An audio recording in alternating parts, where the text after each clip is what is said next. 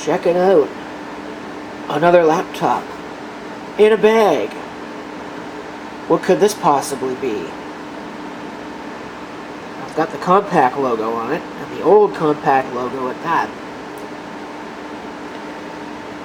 I have, at least for some things anyway, something of an unhealthy fixation on acquiring an example of successive models. What do I mean by that? Well, let's use this particular example. I have a Compaq Portable 386. I'd like to have one of the older ones. That might be kind of nice, but I also have to be mindful of the fact that space is tight, and those things are positively massive and also expensive when you do find them. So, I mean, I've got a Compaq Portable. You've seen that on this channel before.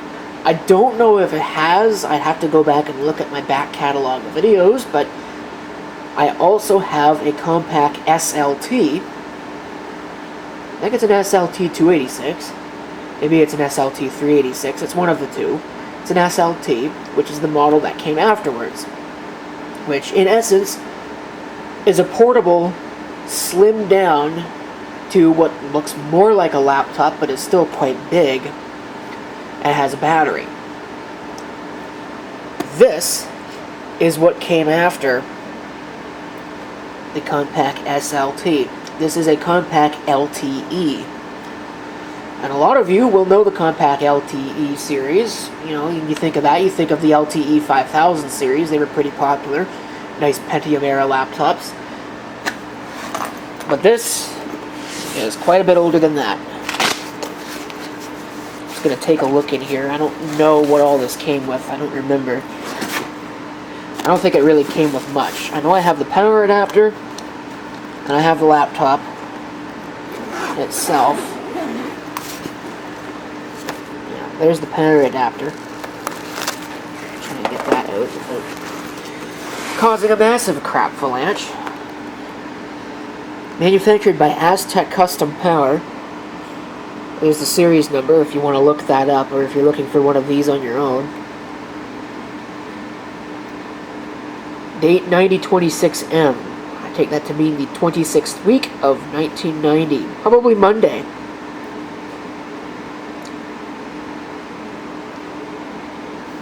Yeah, this is one of those weird special adapters that manufacturers engaged in back then. Everybody had their own power supplies with their own power supply connectors. Alright, let me clean this up a little bit and we'll try and take the laptop out. Here it is, the Compaq LTE 286. One of two initial models. This is the upgraded model because it is the 286. These are also sold with an 8086 processor. It was just the Compaq LTE. It is worth noting that there is a difference, or at least there used to be a difference, between the terms laptop and notebook. The Compaq SLT was a laptop computer. This is a notebook. And the reason why they call it that, here's a standard sheet of copy paper.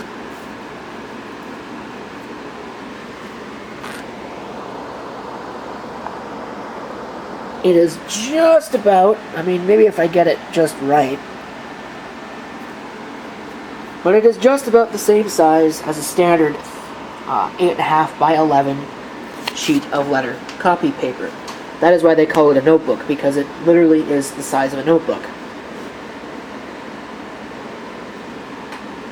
You take a look at it, it's in really good condition, this particular example. It's not museum grade or anything, there's definitely some blemishes and other things going on here. This, let's see if I can lift it up on its side. This really wasn't the best plan in the world doing it here. Okay, there's a little bit of damage there. This might be bad. I forgot this was in the machine.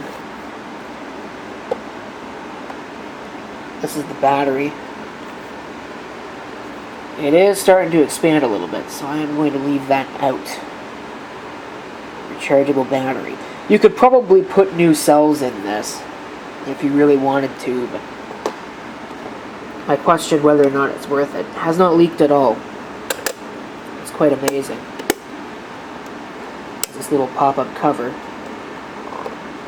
which came out a lot easier when the battery was in place. There's one of the two slides to open up the display.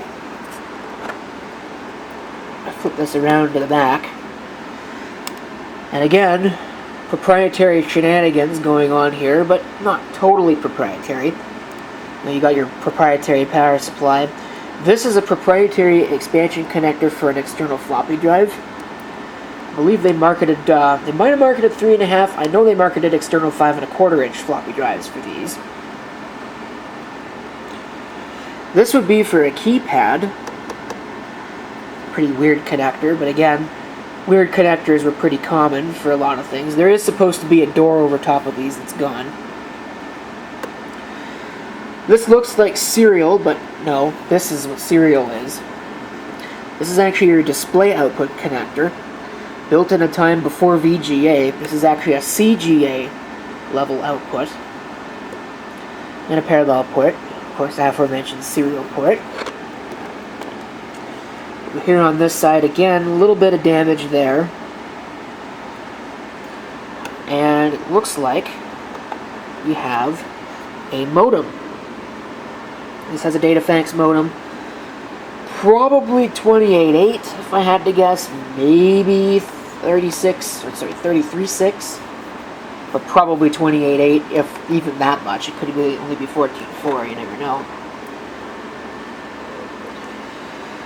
There's a floppy drive here. Now, these were manufactured by Citizen, and from what I read, they're not very good drives because they have a belt in them, and that belt always fails because, of course, the machine is now 30 plus years old, and in order to get the belt out, you have to remove the head stack, which means that you lose your disc alignment, and that can be a pain to deal with. And, of course, under here, again, we can see a little bit of damage there, will be your hard drive. These were sourced by, or sourced from, Connor peripherals usually. And it's another Achilles heel of these machines because when they were new, the Connor peripherals drives weren't bad. Other than the fact that each and every single one of them has a different jumper setup and they're rarely, if ever, documented. I mean, they are now, but they certainly weren't back in the day. But these days, these drives pretty much all have rubber in them that has disintegrated, rubber bumpers to prevent the head stack from bumping up against the side of the drive or the spindle motor. It's a common problem with Quantums, but I think Connor peripherals drives have the same problem. The rubber gaskets fail for the seal, and also they suffer a lot from stiction problems, which means that the heads adhere themselves to the platter and the drive cannot spin up. Try to be very gentle with it because, of course, it is 30 plus years old, and it is 30 plus years old brittle plastic. Go ahead and we'll open this up to reveal some interesting things. Here's your keyboard. Not the best keyboard in the world, but again, this is back at a time when you wouldn't have been using this on a regular basis, and obviously portability in the case of something like this was much preferred. If you really wanted a good keyboard, you'd buy yourself a Compaq portable or a real desktop computer or even a Compaq SLT, although I think the SLT has the same basic keyboard. It just might be a little bit bigger with a numeric keypad. The other thing that you'll notice here is there is no pointing device. There is no eraser head in the middle of the keyboard. There's no trackpad. There's no trackball. There's no anything. Because this was built before mice were really a thing. You would have been expected to use a serial mouse. Taking a look here, we have brightness and contrast. This is a passive matrix display. There's a standby button, keyboard lock indicators, and your power switch right there. It certainly looks like there would have been room to put a trackball, but again, it just wasn't a thought back when this thing was new. Now, this display kind of reminds you a lot of the older laptops, such as my Toshiba T1200, for example, because it's the same basic display. It is a blue and gray electroluminescent display. It is an LCD, it's a passive matrix LCD with an EL backlight. They were very common back then, although interestingly the SLT had a VGA level display. It was a grayscale VGA passive matrix LCD panel. And for this they went back to this style of screen.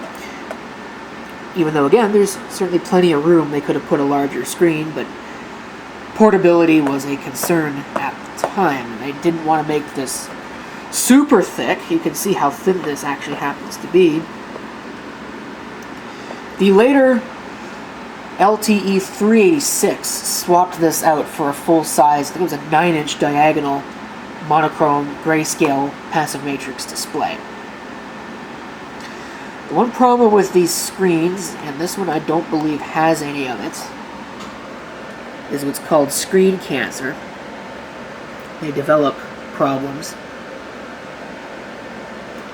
You know, little blobs and lines and other things. Like I said, this one doesn't appear to have that issue. I'm not really sure. There might be a little bit of vinegar syndrome starting up in this.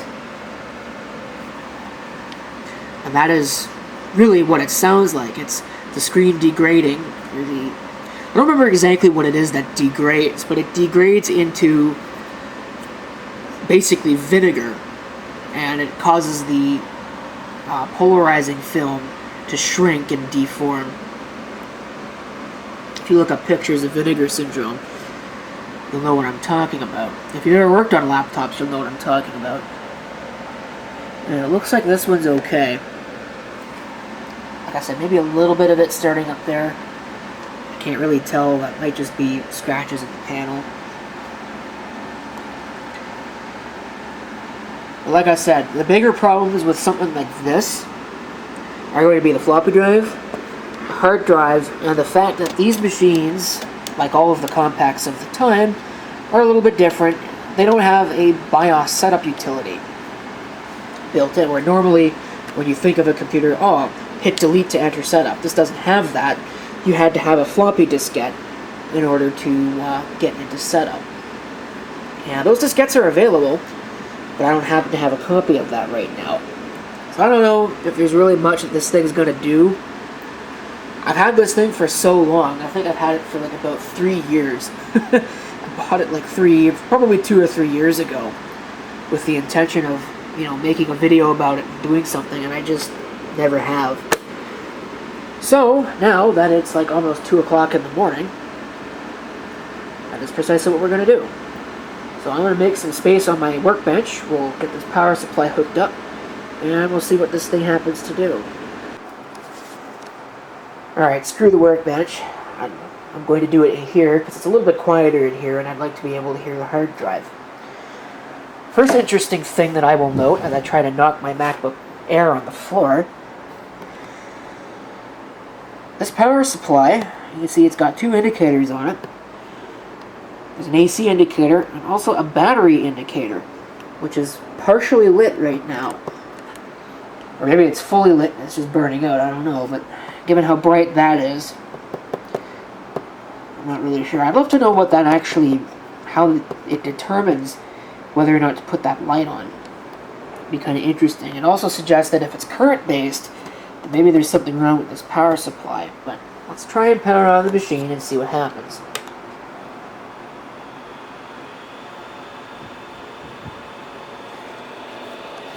For the hard drive, it's counting out the memory. Yeah, this display is good. There's your backlight. Maybe a little bit of a dirty control there. Contrast control. 2.5 megabytes of memory. It's a little hard to read. I'm reading it a little bit differently than what the camera can see. Floppy drive might be okay.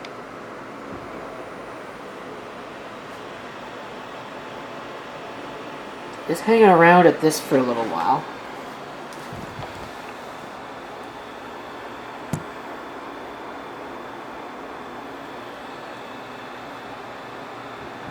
My light just turned off. It's 2 o'clock in the morning. Yeah, it's definitely hanging around at that.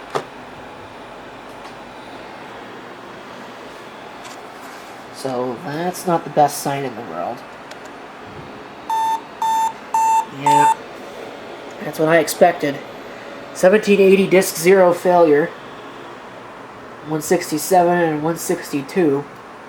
If you think those error messages look an awful lot like IBM error codes, you'd be right. Compaq basically copied IBM's error messages one for one back in that time period. Let me get a floppy. I'll try and boot this thing. I don't know if the floppy drive actually is good. I guess we'll find out. Okay, this is a 720K disc. This actually goes to the Zenith Super Sport. Yeah, that sounds to me like a bad belt.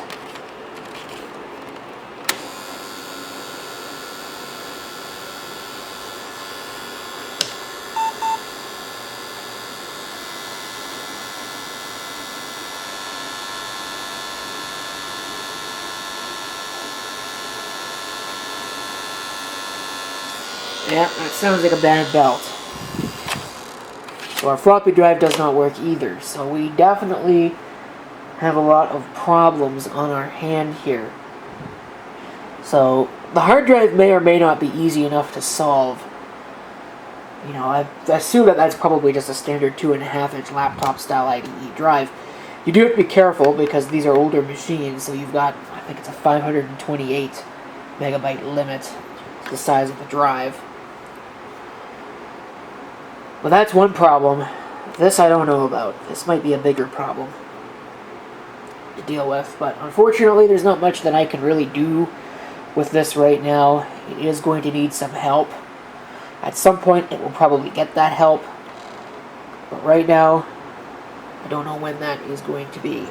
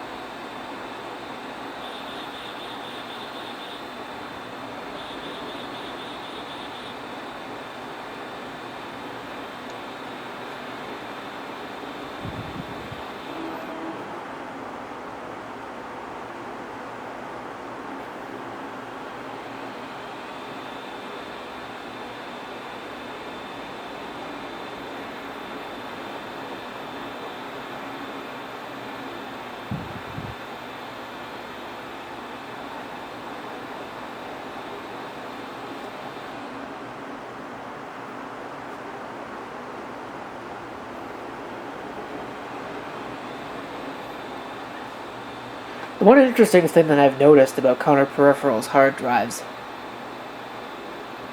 is that they don't have a retry limit. They will just keep trying forever. So, everyone's going to need some help. But at some point I would like to give it the help that it deserves. For the time being, though, I would like to thank you for watching. And if you have any comments, certainly do feel free to leave them down below.